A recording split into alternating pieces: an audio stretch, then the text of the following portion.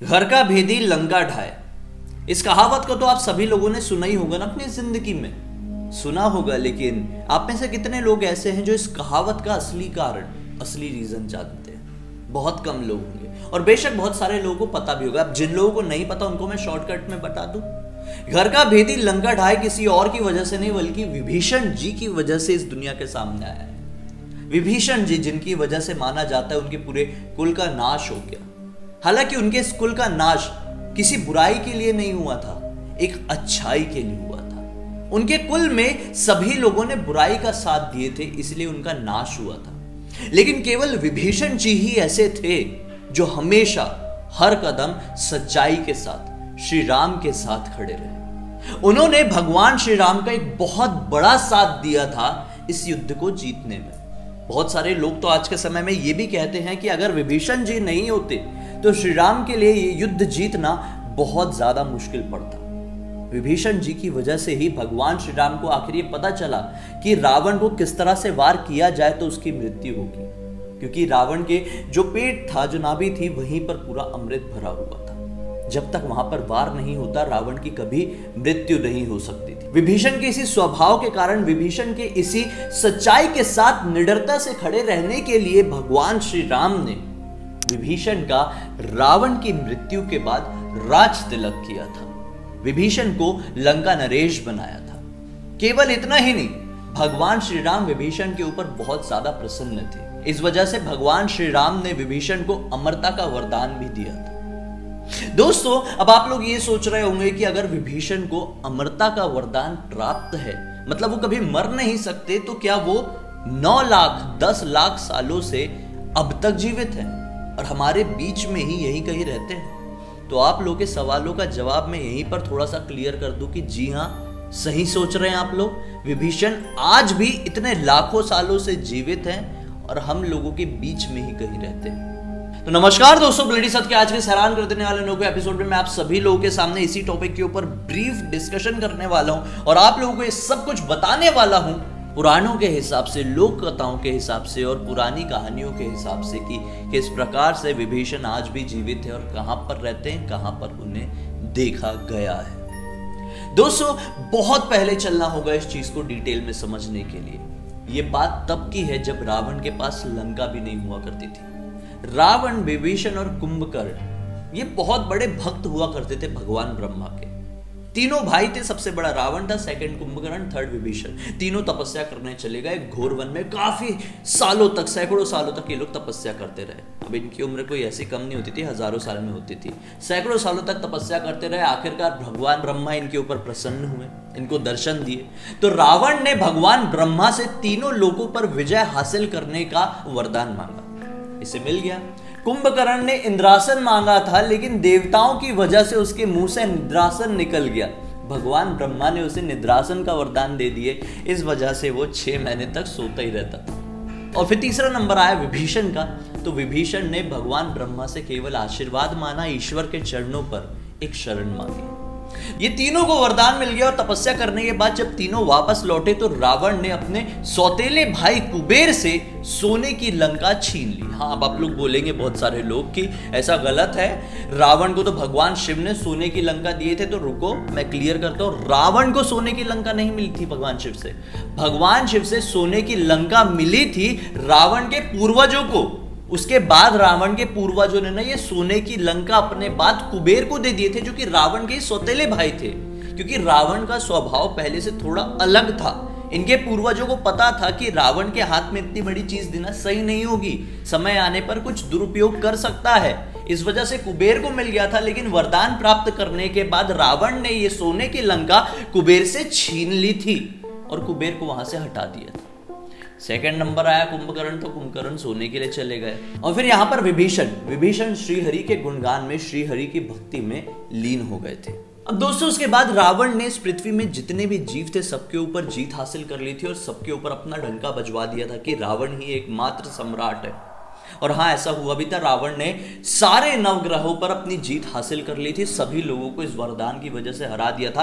वो असीम शक्तिशाली बन गया था। रावण के सामने खड़े होने की हिम्मत इस दुनिया में उस जमाने में किसी की भी नहीं थी, जब तक श्री राम का जन्म नहीं हुआ था। उसके बाद श्री राम का जन्म हुआ और ऐसी सिचुएशंस क्रिएट हुई कि आखिर रावण ने, सभी लोगों को पता है, माता सीता का हरण कर लिया।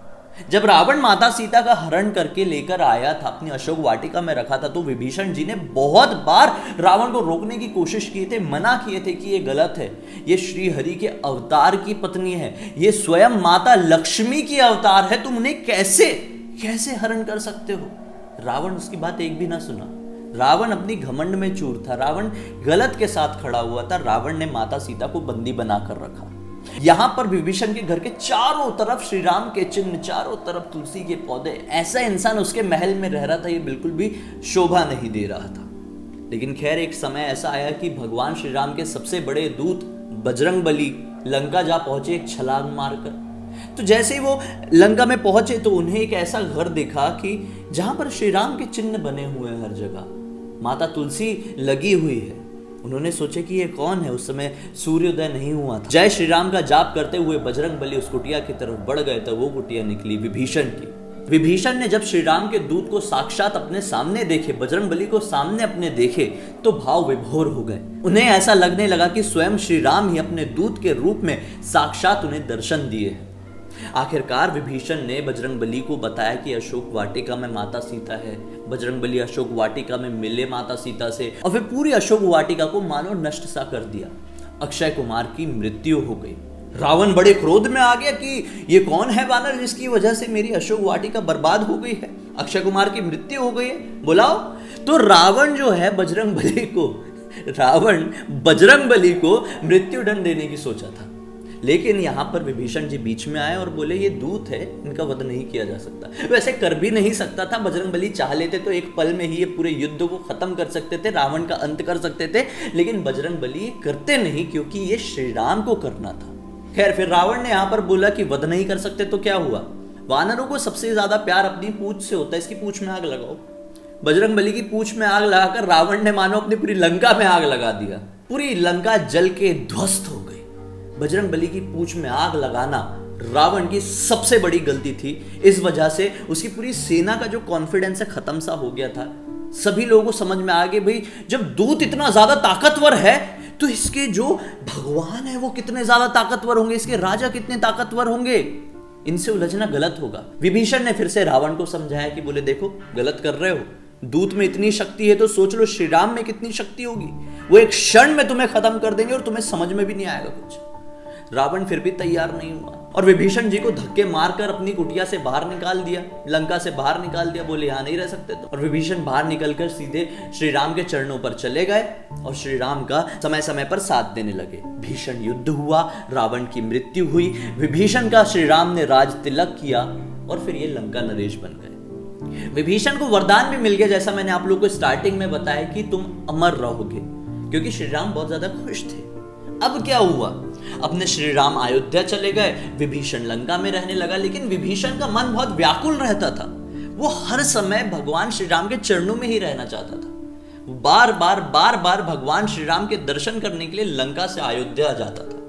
अब फिर एक ऐसा समय आया कि जब भगवान श्री राम को अपना देह त्याग करके बैकुंठ धाम जाना था। सारे देवी देवताओं ने कहे कि आपका समय पृथ्वी में खत्म हो गया, आप अपने धाम चलिए वापस। तो श्री राम जब वैकुंठ धाम लौटने लगे तो यहाँ पर विभीषण भी परेशान होकर भागता भागता अयोध्या आया सरयू नदी के किनारे और बोला कि आप जब चले जाएंगे तो मैं इस दुनिया में कैसे जीवित रहूंगा। आपने तो मुझे अमरता का वरदान दे दी, लेकिन आप स्वयं जा रहे हैं, मैं जीवित नहीं रह सकता।